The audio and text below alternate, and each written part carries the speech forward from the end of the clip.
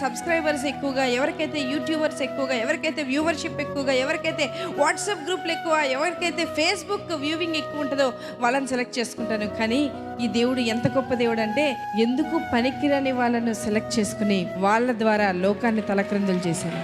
ఒక్క మాట నేను మీకు చెప్తా, మనిషి రిజెక్ట్ చేస్తే గాడ్ సెలెక్ట్ చేస్తాడు.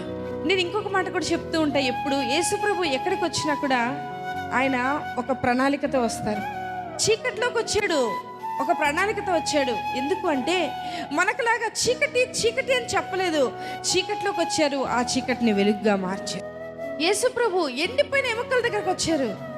ఆయన ఆత్మ ఎండిపోయిన ఎముకల దగ్గరకు వచ్చి యెహెజ్కేలుతో అన్నది, అయ్యా ఈ ఎముకలు బ్రతుకుతాయా? ఎట్లా ఉందంటే, బిర్యానీ తిని మనం ఎముకలన్నీ పక్కన పడేస్తే మన దగ్గరకు వచ్చి ఇప్పుడు అది కోడవుతుందా అంటే ఎలా ఉంటుంది? దేవుడి ప్రశ్న మానవ మేధస్సుకి అందనిది, మానవ హృదయానికి అందనిది. ప్రశ్నించాడు. ఏమైనా తెలుసా, యెహెజ్కేలు ఇవి బ్రతుకుతాయా? యెహెజ్కేలు తెలివిగా ఆన్సర్ చెప్పాడు, మీకులాగా నాకులాగా. అయ్యా నువ్వు మాట్లాడితే, నువ్వు అనుకుంటే అది జరుగుతుంది ప్రభువా.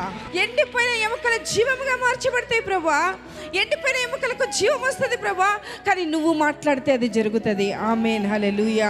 లాజరు సమాధి దగ్గరకు వచ్చాడు, 5 రోజులు లేటుగా వచ్చాడు. అందరూ అనుకున్నారు ఈయన టైంకి వస్తే లాజరు బ్రతికేవాడు కదా. ఆయన అంటాడు, టైంకి వస్తే లాజరు బ్రతుకుతాడు, అన్టైమ్గా వస్తే చచ్చిపోయిన మనిషి బ్రతుకుతాడు. అంటే ఆయన ఎక్కడికైనా వస్తే ఒక ప్రణాళికతో వస్తాడు. ఆయన ఎక్కడికైనా వస్తే ఒక ఉద్దేశంతో, ఎక్కడికైనా వస్తే ఒక తలంపులతో, ఎక్కడికైనా వస్తే ఒక ఆలోచనతో. ఖాళీగా టైం పాస్ చేయడానికి ఎక్కడికి రాడు. ఇక్కడ గణేష్ సరస్సు తీరం దగ్గరకు వచ్చాడు. ఎందుకు వచ్చాడు అంటే ఒక ఇంటర్వ్యూ కోసం వచ్చాడు. సెలెక్ట్ చేసుకుంటున్నాడు.